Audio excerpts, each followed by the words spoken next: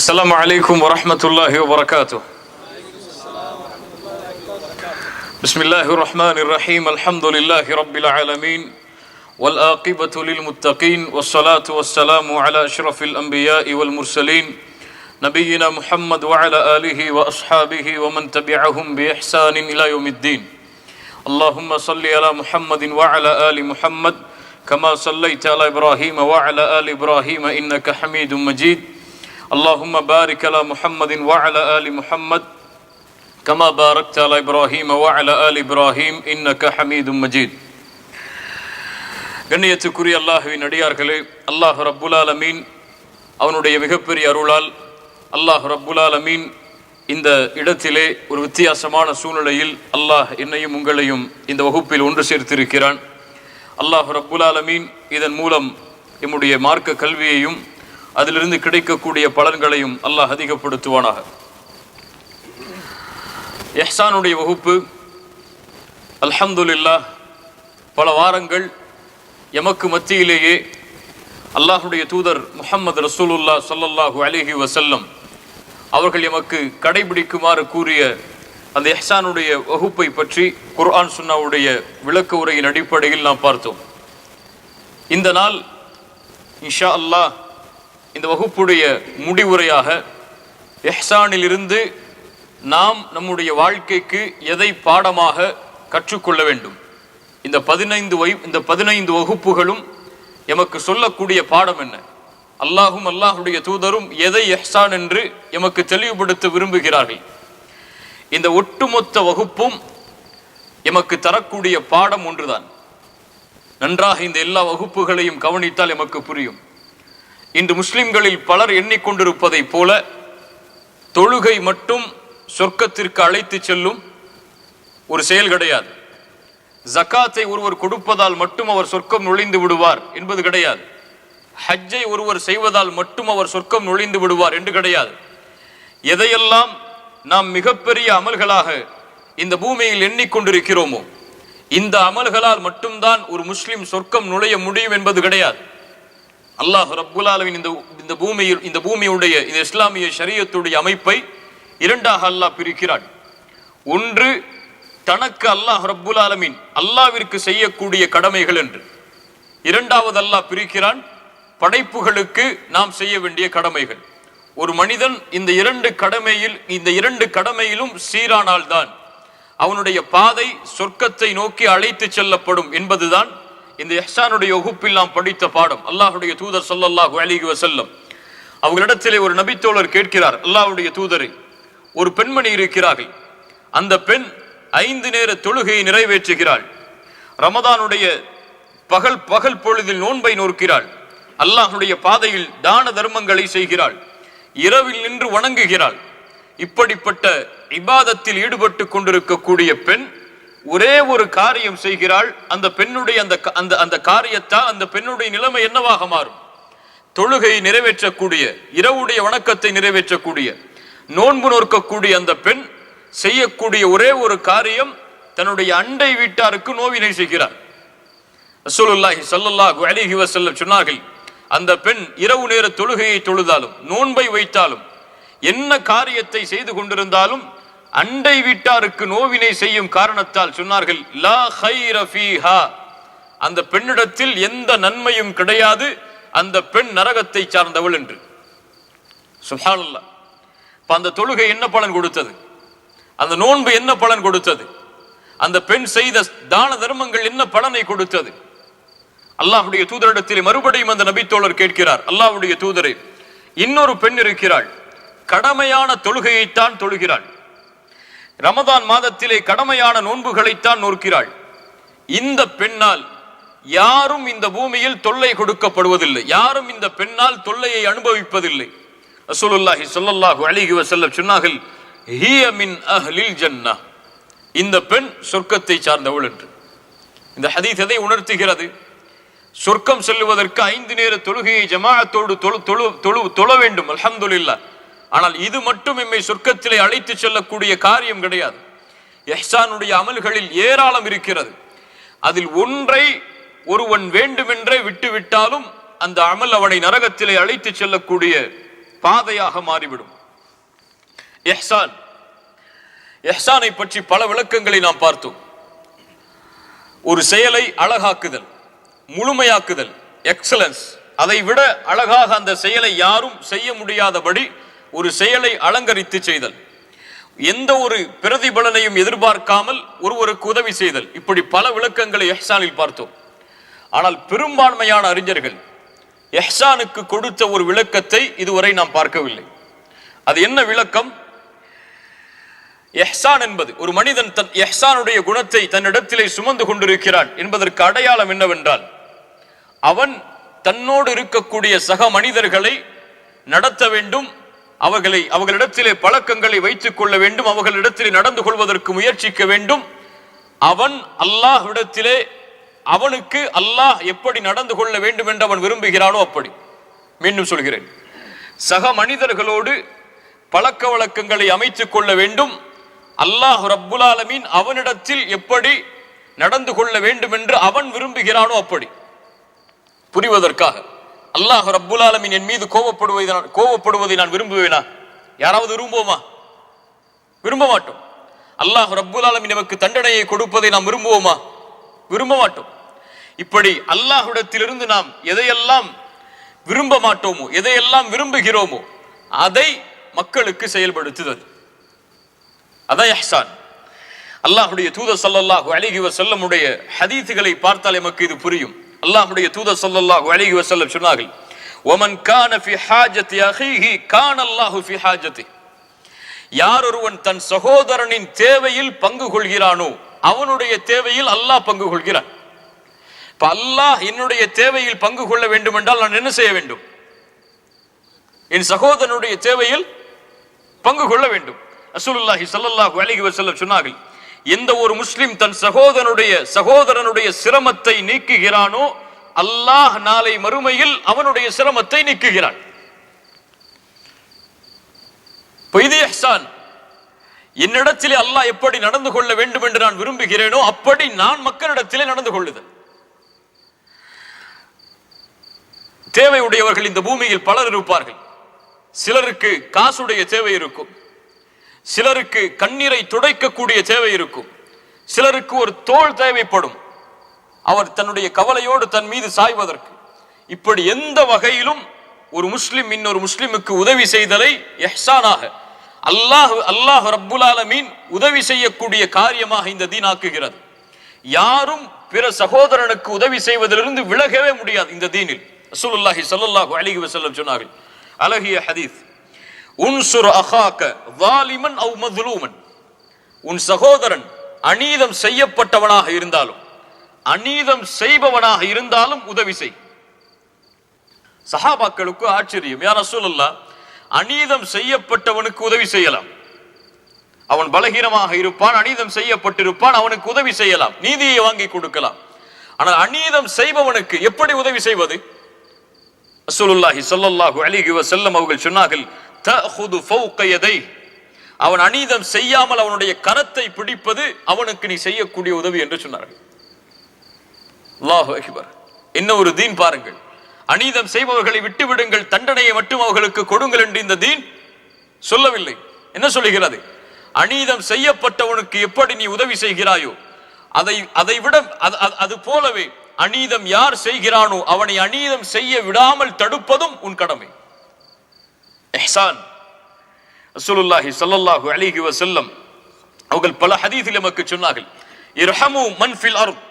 இந்த பூமியில் உள்ளவர்களுக்கு நீங்கள் இரக்கம் காட்டுங்கள். இர்ஹமுக்கும் மன் ஃபிஸ் ஸமா. வானத்தில் உள்ள அந்த அல்லாஹ் உங்கள் மீது இரக்கம் காட்டுவான். இப்ப அல்லாஹ் இரக்கம் காட்ட வேண்டும் என்றால் நான் என்ன செய்ய வேண்டும்? பூமியில் உள்ளவர்களுக்கு ரஹ்மத் செய்ய வேண்டும். அல்லாஹ்வுடைய தூதர் சொன்னார்கள், அன்ஃபிக் உன்ஃபிக் அலைக். நீ செலவு செய்யப்படுவாய். என்ன அர்த்தம்? நீ கொடு அல்லாஹ்வுடைய பாதையில், அல்லாஹ் உனக்கு கொடுப்பான். அல்லாஹ் எனக்கு கொடுக்க வேண்டும் என்றால் நான் என்ன செய்ய வேண்டும்? அல்லாஹ் எனக்கு கொடுக்க வேண்டும் என்று நான் விரும்புகிறேனா இல்லையா? நான் கஷ்டத்தில் இருக்கும் பொழுது அல்லாஹ் எனக்கு கொடுக்க வேண்டும் என்று விரும்புகிறேன். எனக்கு ஒரு சிரமம் வரும் பொழுது அல்லாஹ் எனக்கு தர வேண்டும் என்று விரும்புகிறேன்.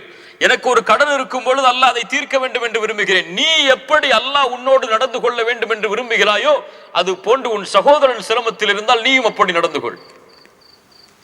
அல்லாஹ்வுடைய தூதர் மேலும் சொன்னார்கள், யார் ஒரு முஸ்லிமுடைய குறையை மறைக்கிறானோ அல்லாஹ் அவனுடைய குறையை மறைப்பான். இப்ப என் குறையை அல்லாஹ் மறைக்க வேண்டும் என்றால் நான் என்ன செய்ய வேண்டும்? அப்ப இந்த தொடர்பில் இருந்து நான் விலகி வாழவே முடியாது. அல்லாஹ்வுடைய நேசம், சொர்க்கம், நரகத்தில் இருந்து பாதுகாப்பு எனக்கு வேண்டும் என்றால் பள்ளிவாசலிலேயே ஒதுங்கி இருந்தால் முடியாது. ஹஜ்ஜையும் ஜக்காத்தையும் கொடுத்து விட்டால் மட்டும் முடியாது. மனிதர்களோடு இருக்கக்கூடிய தொடர்பை அவன் அமைத்துக் கொண்டே ஆக வேண்டும். அந்த அமைத்துக் கொள்ளக்கூடிய முறையை அல்லாஹ்வுடைய தீன் நமக்கு கற்றுத் தருகிறது. அல்லாஹ்வுடைய தூதர் ஸல்லல்லாஹு அலைஹி வஸல்லம் மேலும் சொன்னார்கள், யக்ஃபிரு, மக்கள் உங்களுக்கு செய்யக்கூடிய பாவங்களை நீங்கள் மன்னியுங்கள், அல்லாஹ் உங்களுடைய பாவத்தை மன்னிப்பான். என்ன சொல்ல வருகிறார்கள்? அல்லாஹ் ரப்புல் ஆலமீன், நான் ஒரு பாவம் செய்தால் என் ரப்பு என்னை மன்னிக்க வேண்டும் என்று கரமேந்தி கேட்கிறேன், தௌபா செய்கிறேன். எப்படி ரப்பு உன் பாவத்தை மன்னிக்க வேண்டும் என்று நீ விரும்புகிறாயோ அது போன்று உனக்கு யாராவது பாவம் செய்தால் மன்னி. அதைத்தான் இஹ்சான். அல்லாஹ் என்னிடத்தில் எப்படி நடந்து கொள்ள வேண்டும் என்று நான் விரும்புகிறேனோ அப்படி நான் பிறரிடத்தில் நடந்து கொள்ளுதல். இது இல்லாமல் இஹ்சானை அடைய முடியாது. சுப்ஹானல்லாஹ். இன்று பாருங்கள், இந்த தன்மை யாரிடத்தில் இருக்கிறது? அல்லாஹ் ரப்புல் ஆலமீன் யாரை பார்த்து கேட்கிறான் இந்த கேள்வி? அபூபக்கர் சித்திக் ரலியல்லாஹு அன்ஹு மிஸ்தாஹ் தன்னுடைய மகளின் மீது, ஆயிஷா ரலியல்லாஹு அன்ஹா அவர்கள் மீது மிகப்பெரிய இட்டுக்கட்டப்பட்ட செய்தியை செய்கிறார்கள். மிஸ்தாஹுக்கு உதவி செய்து வந்த அபூபக்கர் சித்திக் இனிமேல் என் மகள் மீது மிஸ்தாஹ் இட்டு கட்டியதால் உதவி செய்ய மாட்டேன் என்று கூறி விலகி விடுகிறார்கள். ஒரு வார்த்தை தான். சாதாரண மனிதர்களுக்குள் நடந்த அந்த உறவு முறிவு, அல்லாஹ் ரப்புல் ஆலமீன் அந்த உறவையும் இஹ்சானோடு அமைக்க வேண்டும் என்று அல்லாஹ் விரும்புகிறான். அபூபக்கர், உன்னுடைய பாவத்தை அல்லாஹ் மன்னிப்பதை நீங்கள் விரும்புகிறீரா இல்லையா? அலா துஹிப்பூன யக்ஃபிரல்லாஹு லக்கும், உங்கள் பாவத்தை அல்லாஹ் மன்னிப்பதை அபூபக்கரை நீங்கள் விரும்பவில்லையா? அல்லாஹ் நேரடியாக கேட்கிறான். உங்களுடைய பாவத்தை அல்லாஹ் மன்னிப்பதை நீங்கள் விரும்புகிறீர்களா இல்லையா? நாம் விரும்புகிறோமா இல்லையா? அப்போ நீங்கள் பிறர் உங்களுக்கு செய்யக்கூடிய பாவத்தை மன்னியுங்கள். ஃபல்யஃபு வல்யஸ்ஃபஹு. அல்லாஹு அக்பர். எத்துணை பேர் இந்த ஹதீஸ் எல்லாம் நமக்கு தெரியும், இந்த நிகழ்வுகள் எல்லாம் நமக்கு தெரியும், இந்த ஹதீஸ் தரக்கூடிய பாடங்கள் எல்லாம் நமக்கு தெரியும். ஆனால் எத்துணை பேர் நெஞ்சில் கை வைத்து சொல்லுங்கள், என் சகோதரன் எனக்கு செய்த பாவத்தை நான் மன்னித்திருக்கிறேன் என்று. இங்கே இருக்கக்கூடிய பலர் அல்லது இது போன்ற பயான்களை கேட்கக்கூடிய பலர் எத்துணை நாட்கள் தன் சகோதரனுடன் பேசாமல் புறக்கணித்திருக்கிறார்கள். ஒரு முஸ்லிம் இன்னொரு முஸ்லிமை பகைப்பதால் நடக்கக்கூடிய விபரீதம் என்ன தெரியுமா? நாம் எல்லாம் அறிந்த ஹதீஸ் தான். அந்த விபரீதத்தை புரிந்து கொண்டால் நம்மை மாற்றிக் கொள்ளலாம். ரசூலுல்லாஹி ஸல்லல்லாஹு அலைஹி வஸல்லம் அவர்கள் சொன்னார்கள், ஒவ்வொரு வாரமும் வியாழக்கிழமையும் திங்கட்கிழமையும் சொர்க்கத்தின் வாசல் திறக்கப்படுகிறது.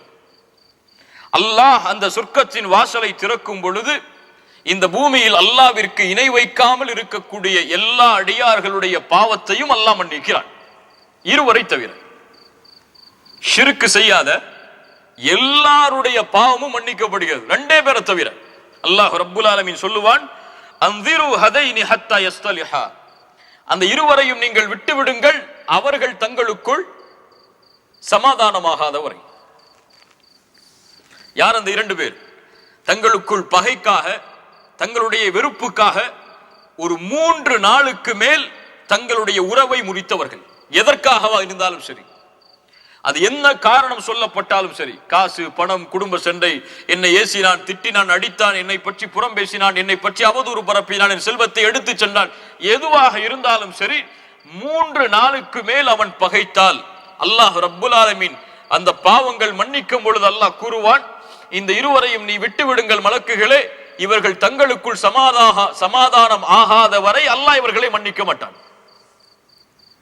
அதைத்தான் ரசூலுல்லாஹ் சொன்னார்கள், யக்ஃபிரு யக்ஃபிருல்லாஹு லக்கும், நீங்கள் மன்னியுங்கள், அல்லாஹ் உங்களை மன்னிப்பான்.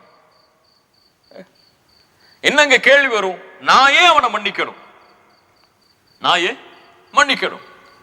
நான் ஏன் அவட்ட போய் பேசணும்? நான் ஏன் அவட்ட அப்படி நடந்து கொள்ளணும்? அவர் என்கிட்ட அப்படி நடந்து கொள்ளலையே. நான் ஏன் அவருக்கு நீதமா நடக்கணும்? அவர் என்கிட்ட நீதமா நடக்கலையே. ஆனா இந்த இஹ்சானை கடைபிடிப்பவர் என்ன சொல்லுவார்? என் ரப்பு என்னிடத்திலே நான் அவனுக்கு அநீதம் செய்தாலும், நான் அவனுக்கு பாவம் செய்தாலும், நான் அவன் கட்டளையை மீறினாலும் என் ரப்பு என்னை மன்னிக்க வேண்டும் என்று நான் விரும்புகிறேன். அப்படித்தான் பிறர் எனக்கு பாவம் செய்யும் பொழுதும் அவரை நான் மன்னிக்க வேண்டும் என்று தான் விரும்புவேன். நான் ரப்பை துண்டித்து வாழ்ந்தால் அவன் என்னை நெருக்கமாக்கி வாழ வேண்டும் என்று ஆசைப்படுவேன். அப்படித்தான் பிறருக்கும் ரசூலுல்லாஹ் சொன்னார்கள், சில் மன் கதஅக், உன்னை வெட்டி வாழ்பவனை சேர்த்து வாழ். வஅஃபு அம்மன் ஸலமக், உனக்கு அநீதம் செய்தவனை மன்னித்து விடு. சுப்ஹானல்லாஹ், இந்த அழகு, இந்த தீனுடைய அழகு, இந்த ஹதீஸுகளை பார்த்தால் கண்கள் கலங்கிவிடும். அவ்வளவு அழகான தீனை அல்லாஹ் ரப்புல் ஆலமீன் எமக்கு கொடுத்திருக்கிறான். இந்த தீன் என்பது இன்று வெறும் தொழுகையாக, ஜகாத்தாக, ஹஜ்ஜாக, ஃபிக்ஹுடைய மஸ்அலாக்களாக மட்டும்தான் நம்மிடத்தில் இருக்கிறதே தவிர இந்த குணங்களாக கிடையாது. அதான் இந்த தீன் இன்னைக்கு அழகா தெரியல. அதான் இன்னைக்கு இந்த தீனை பின்பற்றுறது பலருக்கு சிரமமா இருக்கு. ரசூலுல்லாஹி ஸல்லல்லாஹு அலைஹி வஸல்லம் சொன்னார்கள், அது போல்தான் இறுதி காலம் வரும், இந்த தீனை பின்பற்றுவது நெருப்பு கங்கை கையில் வைத்திருப்பதை போல் அந்த காலம் இது. அவர்களுக்கு தொழுகை, ஜகாத், ஹஜ் இது மட்டும்தான் தீன். இதுவெல்லாம் தீன் கிடையாது அவர்களுக்கு. அவங்களுடைய குணம் அது. அவன் எப்படி பிறந்து வளர்ந்தானோ அப்படித்தான் இருப்பான். ஆனா இஹ்சான், ஒரு முஸ்லிமை அல்லாஹ் ரப்புல் ஆலமீன் இப்படித்தான் பக்குவப்படுத்த விரும்புகிறான். அல்லாஹ்வுடைய தூதர் சொன்னார்கள், ஒரு முஃமினாகவே ஒருவன் மாற முடியாது. இதுக்கும் ஈமானுக்கு என்ன சம்பந்தம் இருக்கும் நம்ம கேட்போம்.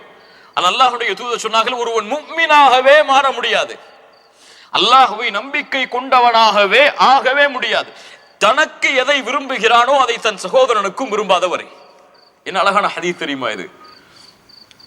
சுப்ஹானல்லாஹ், என்ன அழகான ஹதீஸ் தெரியுமா? எல்லா விஷயத்திலையும் நான் எப்படி என் மீது ஒருவன் கோபப்படக்கூடாது என்று விரும்புவேனோ அது போன்று நானும் அவன் மீது கோபப்படக்கூடாது. நான் எப்படி என்னை பற்றி பிறர் பேசக்கூடாது என்று விரும்புவேனோ அது போன்று நானும் பிறரை பற்றி பேசக்கூடாது. நான் எப்படி பிறரின் கண்ணியத்தை பாழாக்குவதை விரும்ப மாட்டேனோ அது போன்று நானும் பிறர் கண்ணியத்தை பாழாக்க கூடாது. இதை இஹ்சான். அல்லாஹ்வுடைய தூதர் ஸல்லல்லாஹு அலைஹி வஸல்லம் அவங்களுடைய எல்லா ஹதீஸுகளும் இதை தெளிவுபடுத்துகிறது. இந்த உறவை நாம் சீராக்காமல் அல்லாஹ்வுடைய உறவு இடத்துல சீராகாது. அதை புரிஞ்சுக்கணும். தொழுது ஜக்காத்து கொடுத்தா மட்டும் சொர்க்கம் போயிடலாம் நினைச்சிட்டு இருக்க முடியாது. இந்த உறவை சீராக்காம அல்லாஹ்விடத்தில் நெருங்கவே முடியாது. இதை சீராக்கிட்டா அல்லாஹ்விடத்தில் இருக்கக்கூடிய உறவு சீர் அமையலனாலும் அல்லாஹ் பொறுத்துப்பான். உதாரணமா பாருங்களேன், ஒரு விபச்சாரி நாய்க்கு தண்ணீர் எடுத்து கொடுத்த ஹதீஸ் நமக்கு தெரியும். இன்னொரு ரிவாயத் வருது புகாரிலே, சஹீஹ் புகாரில, ஒரு ஆண் தண்ணீர் எடுத்து கொடுத்ததா ஒரு நாய்க்கு. ரசூலுல்லாஹி ஸல்லல்லாஹு அலைஹி வஸல்லம் சொன்னாங்க, ஒரு பாதையில் நடந்து சென்று கொண்டிருக்கும் பொழுது ஒரு மனிதனுக்கு தாகம் ஏற்பட்டது. நல்ல கவனிங்க இந்த ஹதீஸை. கிணற்றின் இஹ்சான்ங்கிறத நம்ம தேட முடியாது, எங்க இருக்குன்னு தேட முடியாது ஹதீஸுகள்ல. ஒவ்வொரு ஹதீஸையும் ஆராய்ஞ்சு பார்க்கும்போது அந்த இஹ்சான் கொஞ்சம் தெளிவுபடும். அதை தூக்கிட்டா முடிஞ்சிடும். இஹ்சான்ங்கிறது அந்த செயல் அதை விட அழகாக்கி காட்ட முடியாது இல்ல. அது எல்லா ஹதீஸிலையும் புதஞ்சிருக்கும், நமக்கு தெரியாது. ஆனா அதை எடுக்கும் போதுதான் தெரியும் இவ்வளவு அழகான தீனா இதுன்னு சொல்லி. ரசூலுல்லாஹி ஸல்லல்லாஹு அலைஹி வஸல்லம் சொல்றாங்க, அவருக்கு தாகம் ஏற்பட்டு கிணத்துக்குள்ள இறங்கி தண்ணீர் குடிக்கிறார். மேலே ஏறி வரும் பொழுது ஒரு நாய் தாகத்தோட இருக்கக்கூடிய இலைத்தலைகளை சாப்பிட்டு இருக்கு. அவருக்கு புரிஞ்சு போச்சு. அவர் சொல்றாரு பாருங்க, சுப்ஹானல்லாஹ், லக்கது பலக ஹாதல் கல்ப மினல் ஆதஷி மிஸ்லுல் லதி கான பலக மின்னி. நான் எப்படி தாகத்தை அடைந்தேனோ அது போன்று இந்த நாயும் தாகத்தை அடைந்திருக்கிறது. அந்த உணர்கிறார். அந்த உணர்வை, எனக்கு எப்படி ஒரு கஷ்டமோ அது போன்று அவனுக்கு ஒரு கஷ்டம் வந்திருக்கு இந்த நேரத்தில், அதை உணர்றார். அந்த மறுபடியும் கிணற்றில் இறங்கி தண்ணீரை எடுத்து அந்த நாய்க்கு கொடுக்கிறார். ரசூலுல்லாஹி ஸல்லல்லாஹு அலைஹி வஸல்லம் இந்த ஹதீஸை முடிக்கும் பொழுது சொன்னார்கள், ஃபஷக்கரல்லாஹு லஹு ஃபகஃபர லஹு. அல்லாஹ் இந்த செயலை செய்ததால் அந்த அடியானுக்கு நன்றி செலுத்தினான். யார் நன்றி செலுத்தியது? யார் நன்றி செலுத்தியது? அல்லாஹ். எதுக்கு உதவி செஞ்சதுக்காக? தனக்கு ஒரு கஷ்டம் வரும் பொழுது அவன் எப்படி உணர்ந்தானோ அது போன்று பிறர் கஷ்டத்தையும், ஒரு நாயுடைய கஷ்டத்தை அவன் உணர்ந்ததால் அல்லாஹ் அவனுக்கு நன்றி செலுத்தினான். அது கூலியாக என்ன அல்லாஹ் கொடுப்பான், அல்லாஹு அலம். அந்த நன்றியுடைய கூலி என்ன நமக்கு தெரியாது. அல்லாஹ்வுடைய தூதர் சொன்னார்கள், அதனால் அவனை அல்லாஹ் மன்னித்தான். நாய்க்கு தண்ணீர் கொடுக்கிறதுக்கும் அல்லாஹ் மன்னிக்கிறதுக்கு என்ன சம்பந்தம் இருக்கு? என்ன சம்பந்தம் இருக்கு? அவன் எந்த உறவை மேம்படுத்துறதுக்காக செய்யறான்? எனக்கும் அல்லாஹ்வுக்கும் இருக்கக்கூடிய அந்த உறவை நாம் மேம்படுத்தணும்னா இந்த உறவு சரியாகணும். இப்ப இந்த பூமியில் இருக்கக்கூடிய எம்மோடு பழகக்கூடிய இந்த மக்களுடைய உறவை நம்ம சீர்படுத்தாம அல்லாஹ்வுடைய உறவை சீரமைக்கிறதுங்க எல்லாம் நடக்காத காரியம் இந்த தீன்ல. சுப்ஹானல்லாஹ். ரசூலுல்லாஹி ஸல்லல்லாஹு அலைஹி வஸல்லம் இதை நாடாமல் ஒருவர் செய்தால், இந்த நோக்கம் இல்ல அவர்கிட்ட, அல்லாஹ்வுடைய உறவு சீரமைக்கணும்னு நோக்கம் இல்ல அவருக்கு, அப்படி ஒருவர் மக்களுடைய எந்த ஒரு கஷ்டத்தையும் உணராமல் ஒன்றை செய்கிறார் என்றால் அவருக்கு கூலி என்ன? அவருக்கு தேவை கொடுத்துக்கிட்டே இருக்கிறார். அவர் எதை பத்தியும் கொலைப்படுறது கிடையாது. அவன் ஏழையா பணக்காரன், அவனுக்கு கஷ்டமா நஷ்டமா எதுவும் தெரியாது, அவர் கேட்டா கொடுப்பாரு. ஸல்லல்லாஹு அலைஹி வஸல்லம் சொன்னார்கள், நாளை மறுமையில் 3 பேரை எல்லாம் முதலாக விசாரிப்பார். அதில் ஒருவர் யார்? செல்வந்தர், நல்ல வசதி இருக்கும் அவருக்கு. அல்லாஹ் அவரை அழைத்து கேட்பான், அல்லாஹ் உனக்கு கொடுத்த செல்வத்தை எப்படி செலவு செய்தாய்?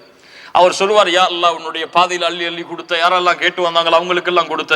அல்லாஹ் ரப்புல் ஆலமீன் ஒரே பதிலை சொல்வான், கதப்த, நீ பொய் சொல்லுகிறாய், உன்னை செலவு செய்யக்கூடியவர் கொடையாளி என்று மக்கள் போற்ற வேண்டும் என்பதற்காகத்தான் செய்தாய்.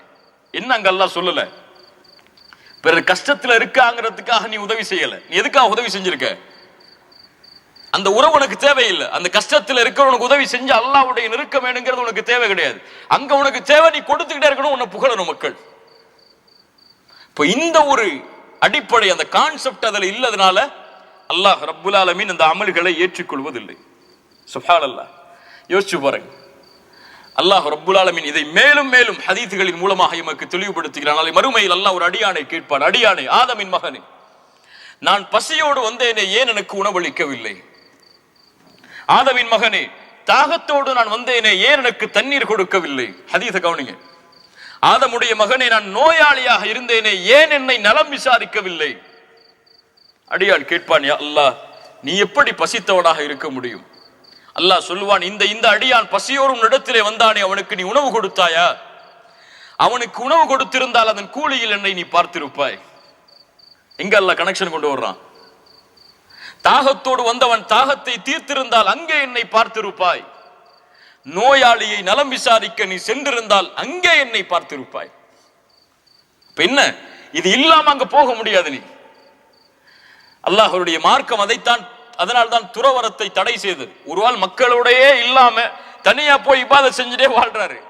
இவருக்கு இருக்கக்கூடிய கூலியை விட மக்களோடு கலந்து கொண்டு, மக்களுடைய அன்றாட பழக்க வழக்கங்களில் கலந்து கொண்டு இந்த இஹ்சானுடைய குணத்தோடு பழகுபவர்களுடைய கூலி மேல் அவர்களை விட. உதாரணமா ஒரு பெரிய ஹதீஸ் நம்ம எல்லாம் பார்த்திருக்கோம். அல்லாஹ் ரப்புல் ஆலமீன் இந்த குணத்தை மக்களிடத்தில் மக்கள் இந்த குணத்தோடு வாழவில்லை என்றால் என்ன ஆகும் என்று 3 மனிதர்கள் பனி இஸ்ரவேலர்களுடைய காலத்தில், ஒருவர் அக்ரா, ஒரு அப்ரஸ் அஅமா, ஒருவர் பார்வை இல்லாதவர், ஒருவர் தொழுநோயாளி, ஒருவர் தலையில் வழுக்கை தலை உடையவர். இந்த மூவரையும் அல்லாஹ் சோதிக்க நாடி ஒரு மலக்கை இறக்குகிறான். முதலில் தொழுநோயாளி, அவரை சந்திக்கிறார் மலக். அவர் கேட்கிறார், உனக்கு எது இந்த பூமியில் விருப்பமானது செல்வத்திலேயே? அவர் சொல்கிறார், இந்த பூமியில் எனக்கு அதிகமான விருப்பமானது, எனக்கு இந்த தொழுநோய் குணமாகி தோலெல்லாம் அழகாக வேண்டும். அப்படியா? இந்த செல்வத்தில், இந்த பூமியில் உள்ள செல்வத்தில் உனக்கு எது அழகாக விருப்பமானது? அவர் சொன்னால் அல் இபில், ஒட்டகங்கள். அந்த மலக் அவருடைய தோலை தடவி கொடுத்தார். அல்லாஹ்வுடைய அருளால் அந்த நோய் குணமானது. அவருக்கு ஒரு கருவை சுமக்கக்கூடிய ஒரு ஒட்டகம் கொடுக்கப்பட்டது. ஏன் கருவை சுமக்கக்கூடிய ஒட்டகம்? அதன் மூலமாக சந்தைகள் பெருகும் என்பதற்காக. 2வது மனிதரை சந்தித்தார், தலையில் வழுக்கை தலை உடையவர். உனக்கு எது விருப்பமானது? அவர் சொன்னார், தலையில முடி வரணும். உனக்கு எது செல்வத்தில் விருப்பமானது? அவர் சொன்னார், அல் பக்கரா, மாடுகள். ஒரு கருவை சுமக்கக்கூடிய ஒரு பசு அவருக்கு கொடுக்கப்படுகிறது. அதன் மூலமாக அவருடைய செல்வத்தை பெருக்குவதற்காக அவருடைய தலையும் தடவப்படுகிறது. அந்த மலக்கால் தலையில் முடி வளர்கிறது. 3வது மனிதர் பார்வை இல்லாதவர். அவரை சந்திக்கிறார் அந்த மலக். உனக்கு எது விருப்பமானது இந்த பூமியில்? அவர் சொன்னார், எனக்கு இந்த பார்வை திரும்பி வர வேண்டும். செல்வத்தில் விருப்பம் அல் கனம், ஆடுகள். ஒரு வயிற்றில் குழந்தையை சுமக்கக்கூடிய ஒரு ஆட்டுக்குட்டி அவருக்கு கொடுக்கப்படுகிறது. அவருடைய கண் பார்வையும் திரும்ப வருவதற்கு அந்த மலக் பிரார்த்தனை செய்கிறார். ஒவ்வொருவருக்கும் பரக்கத்திற்காக பிரார்த்தனை செய்து அவர் கிளம்பி விடுகிறார். இந்த மூவரும் தங்களுடைய நோய்கள் குணமாகி செல்வம் எல்லாம் பெருகி வாழ்ந்து கொண்டிருக்கிறார்கள். ரசூலுல்லாஹ் சொல்லக்கூடிய நிகழ்வு. அந்த கண்ணியத்தோடு கவனியுங்கள். அது இந்த மூவரையும் அல்லாஹ் ரப்புல் ஆலமீன் மீண்டும் சோதிக்க நாடுகிறான். என்ன சோதனை? இவர்களிடத்தில் இந்த இஹ்சான் இருக்கிறதா இல்லையா? தனக்கு கஷ்டம் வரும்பொழுது அல்லாஹ் உதவி செய்யணும்னு விரும்பினாங்க. ஆனா பிறருக்கு கஷ்டம் வரும்பொழுது இவங்க கொடுக்குறாங்களா இல்லையா? அல்லாஹ் சோதிக்க நாடுறான். இஹ்சான். இன்னொரு மலக்கை அல்லாஹ் அனுப்புகிறான். ஏழ்மையான தோற்றத்தில், வசதி இல்லாதவருடைய தோற்றத்தில் வந்து கேட்கிறாரு, நான் இந்த மாதிரி பாதையில போயிட்டு இருந்தேன், என்னுடைய செல்வம் எல்லாம் தொலைஞ்சு போச்சு, நான் ஊருக்கு போய் சேரணும், உங்கள்ட்ட இருக்கு ஏதாவது ஒண்ணு கொடுத்து அனுப்புனீங்கன்னா நான் போறதுக்கு கொஞ்சம் உதவியா இருக்கும். உங்களுடைய ஒட்டக மந்தைகள்ல தொழுநோயாளி குணமானவர். அவர் சொன்னார், ஹுக்கூக்கு கத்தீரா, ரொம்ப பிஸியா இருக்க, அப்புறம் வாங்கட்டார், ரொம்ப பிஸியா இருக்க நான்.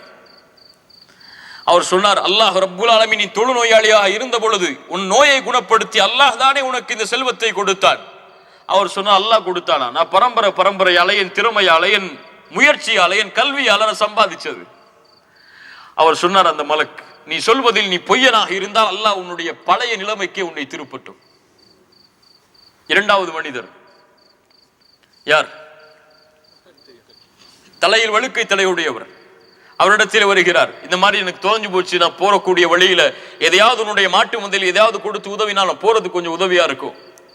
அவர் சொன்னார், ரொம்ப அதிகமான வேலை இருக்கு, அல்லாஹ் தானே உனக்கு வழுக்கை தலையாக இருந்த பொழுது முடியை கொடுத்தான், அல்லாஹ் தானே உனக்கு இந்த மாட்டு மந்தைகளை கொடுத்தான், அதிலிருந்து கேட்கிறேன் கொடு. அவர் சொன்னார், யார் அல்லாஹ் கொடுத்ததுன்னு சொன்னது? நான் சம்பாதிச்சதுப்பா. அவர் சொன்னார், அல்லாஹ் நீ சொல்வதில் பொய்யனாக இருந்தால் அல்லாஹ் உன்னுடைய பழைய நிலைமைக்கு உன்னை திருப்பட்டும். மூன்றாவது மனிதர் கண் இல்லாமல் கண் கிடைத்தவர், ஆடுடைய மந்தைகள் கொடுக்கப்பட்டவர். அவரிடத்திலே வந்தார், இது போல நான் கஷ்டத்துல வந்திருக்கேன், உதவி செய்யுங்கன்னார். அவர் சொன்னார், அல்லாஹ் ரப்புல் ஆலமீன் இது போல்தான் நான் சிரமத்தில் இருந்த பொழுது என்னுடைய பார்வை அல்லாஹ் சரிபடுத்தினான். இந்த செல்வத்தை அல்லாஹ் கொடுத்தது, அவன் கொடுத்த இந்த செல்வம், நீ அது போன்று வந்திருக்கிறாய், உன் ஆட்டு மந்தையில் எது வேண்டுமோ ஓட்டிச்சல். அப்போது அந்த மலக்கு சொன்னார், உங்கள் மூவரையும் அல்லாஹ் சோதிக்க நாடினான். அல்லாஹ் ரப்புல் ஆலமீன் ஃபக்கத் ரதியல்லாஹு அன்க வ ஸகித அலா ஸாஹிபைக, உன்னை அல்லாஹ் பொருந்திக் கொண்டான், அந்த இருவரின் மீதும் அல்லாஹ் கோபம் கொண்டு விட்டான். என்ன புரியுது? இந்த ஹதீஸில் இஹ்சான் எங்க இருக்கு? யோசிச்சு பாருங்க. தனக்கு கஷ்டம் இருக்கும் பொழுது அல்லாஹ் கொடுக்கணும்னு விரும்பினாரு, ஆனா பிறருக்கு கஷ்டம் வரும் பொழுது அவருக்கு உதவி செய்யறதுக்கு மனசு வரல, எனக்கே தேவை இருக்கேன்னு நினைக்கிறாரு. இன்னைக்கு நம்முடைய நினைப்பு அப்படித்தானே.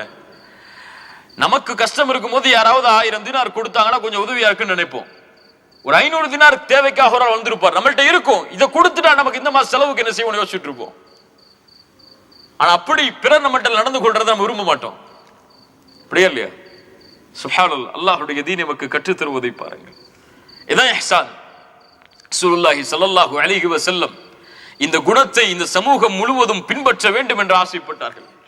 எல்லா விஷயத்திலையும் ரசூலுல்லாஹி ஸல்லல்லாஹு அலைஹி வஸல்லம் இத மக்களிடத்தில் வெளிப்படுத்தினாங்க. அல்லாஹு அக்பர். இன்னைக்கு நமக்கு என்ன இந்த துன்யா? அதுக்காக எதையும் நம்ம இழக்க தயாராகிறோம், ஆனா நம்முடைய குணத்தை மாத்துறதுக்கு நம்ம இன்னும் தயாராகல, இந்த இஹ்சானை கடைபிடிக்கிறதுக்கு இன்னும் நம்ம தயாராகல. சுலைமான் இப்னு அப்துல் மலிக் ஒரு பெரிய அறிஞர், அபு ஹாசிம் என்ற ஒரு மிகப்பெரிய அறிஞரை பார்க்கிறாங்க. அபு ஹாசிமை பார்த்து கேட்கிறாங்க, சல்மான் இப்னு அப்துல் மலிக், ரொம்ப அழகான கேள்வி. அபு ஹாசிம், ஏன் இந்த மக்கள் மரணத்தை வெறுக்கிறார்கள்? ஏன் மௌத்தை வெறுக்கிறாங்க எல்லாருமே? யாராவது சொல்லுங்க. ஏன் மௌத்தை வெறுக்கிறாங்க? நாம் மக்கள் பல பேர் மௌத்தை வெறுக்கிறாங்களே,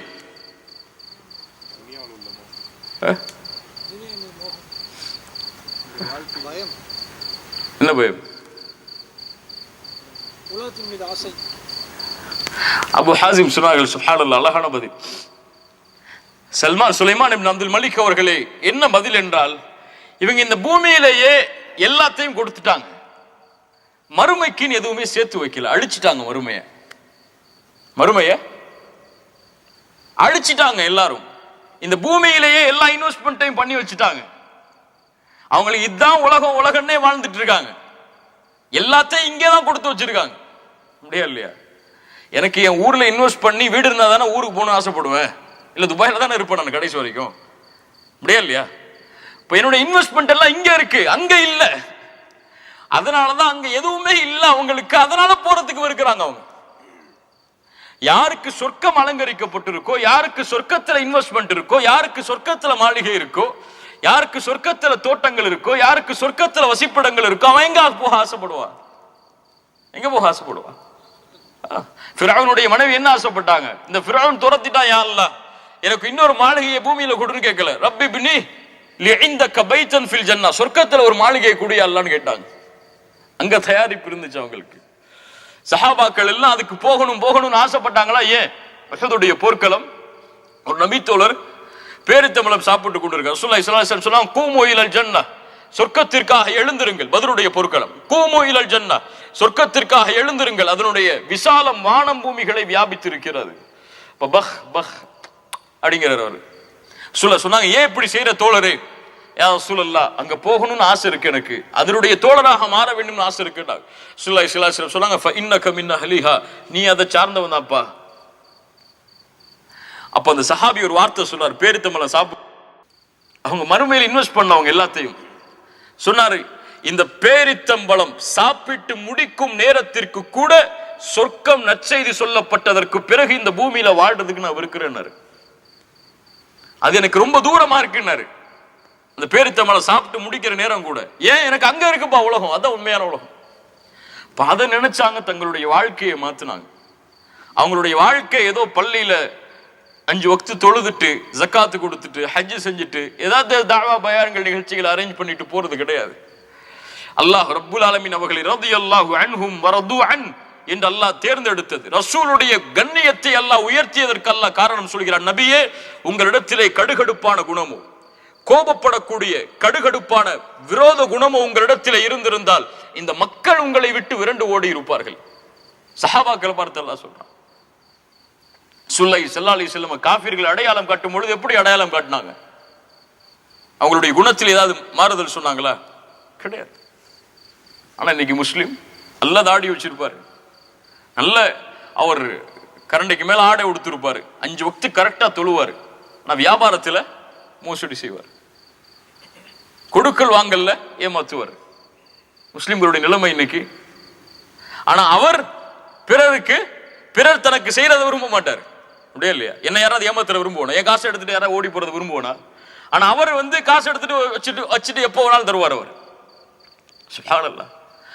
யார் அல்லாஹ்வுடைய உறவை சீரமைக்க வேண்டும் என்று ஆசைப்படுகிறார்களோ அவர்கள் மக்களுடைய உறவை சீரமைத்து வைத்திருப்பார்கள். ஒரு மனிதன் அல்லாஹ்வுடைய உறவு மட்டும் போதும், மனிதனுடைய உறவை நான் சீரமைக்க தேவையில்லை என்றால் நடக்கவே நடக்காது. மனிதனுடைய உறவை சீரமைத்தால் அல்லாஹ்வுடைய உதவி அவனோடு சதா நேரமும் இருக்கும். அல்லாஹ் தன்னிடத்துல செய்யக்கூடிய அந்த தொழுகையில, ஜக்காத்துல, ஹஜ்ஜில கொஞ்சம் மாறுதல் இருந்தா கூட அல்லாஹ் ரப்புல் ஆலமீன் பொறுப்படுத்திக் கொள்வான். அவன் நாடினால் மன்னிப்பான். ஆனா இங்க பொறுத்த வரைக்கும் இவங்க நாடாம இவங்க மன்னிக்காம அல்லாஹ் மன்னிக்க மாட்டான். ரசூலுல்லாஹ் அவ்வளவு பேணுதலாக இருந்தார்கள். உதாரணம், அந்த ஒரு நிகழ்வு நம்ம போன இஹ்சானுடைய வகுப்புல பார்த்த நிகழ்வு, ஒரு கடன் கொடுத்து கடன் வாங்கின ஒரு நிகழ்வு. அதை கொஞ்சம் யோசிச்சு பாருங்க. அவருக்கு இருந்த அந்த நேர்மை, அல்லாஹ்விடத்தில் எப்படி அல்லாஹ்வுடைய முகத்தை நாடி வாங்கி இந்த கடனை எப்படியாவது திருப்பி கொடுக்கணுங்க அவருக்கு இருந்த அந்த வேட்கை. திரும்ப சொல்லவா சம்பவத்தை?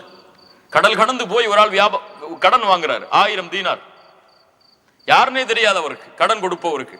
யார் நீன்னு கேட்கிறாரு. இந்த ஊர்ல இருந்து வந்திருக்க ஒரு 1000 தீனார் தேவைப்படுது. அவர் சொன்னார், யாருப்பா உனக்கு பொறுப்பாளி? அவர் சொன்னார், கஃபா பில்லாஹி ஷஹீதா, அல்லாஹ் தான் பொறுப்பாளி. யார் உனக்கு வக்கீல், சாட்சி யார், பொறுப்பாளி யார்? அவர் சொன்னார், கஃபா பில்லாஹி வக்கீல், அல்லாஹ் தான் எனக்கு வக்கீல், அல்லாஹ் தான் எனக்கு சாட்சி, அவன் தான் பொறுப்பு, எனக்கு யாரும் கிடையாது. இந்த வார்த்தையை சொன்னோட சரி பரவாயில்ல போ, 1000 தீனார் எடுத்துட்டு போன்னு அனுப்பிடுறார். கடல் கடந்து போய் வியாபாரம் செஞ்சுட்டு மீண்டும் அந்த கடனை கொடுக்கக்கூடிய நாள் வருது. கரைக்கு வர்றாரு, கப்பல் கிடையாது அந்த ஊருக்கு போறதுக்கு, கடன் கொடுத்தவர்கிட்ட கடனை திருப்பி கொடுக்கறதுக்கு. கரைக்கு வந்து அல்லாஹ்ட்ட கேட்கிறார், யா அல்லாஹ், போன 1000 தீனார் கேட்டா யார் பொறுப்புன்னு கேட்டார், உன்னதான் பொறுப்பாக்குனேன். யார் சாட்சின்னு கேட்டார், உன்னதான் சாட்சியாக்குனேன். யா அல்லாஹ், உன் பேரை கொண்டு நான் வாங்கி இந்த கடனை இன்னைக்கு நான் திருப்பி கொடுத்தே ஆகணும். நான் திருப்பி கொடுக்கணும். யா அல்லாஹ், என்னிடத்தில் அவர் இப்படி நடந்து கொண்டார், நான் அவரிடத்தில் அப்படி நடந்து கொள்ளணும். உன்னை பொறுப்பா வச்சிருக்கேன், கொடுத்தே ஆகணும். எல்லாம் எனக்கு வழி தெரியாது, இதோ மரக்கட்ட வெற்ற, காசை உள்ள வைக்கிற, கடிதம் இருக்கு, கடல்ல தூக்கி போற, கொண்டு போய் சேர்த்துரு, அவ்வளவுதான். அவர் உள்ளத்தில் உண்மை இருந்தது அல்லாஹ் உதவி செய்தார். அவர் நாவில் உண்மை இருந்தது அல்லாஹ் உதவி செய்தார். கரையில் அங்க உட்கார்ந்து இருக்கக்கூடிய கடனாளியுடைய காலில் மரக்கட்ட தட்டணும்னு தட்ட வச்சவ யார்? அல்லாஹ். எடுத்துட்டு போய் வீட்டுல பாக்குறாரு, கடன் கொடுத்த அந்த 1000 தீனாருக்கு உள்ள கடிதம் இருக்கு.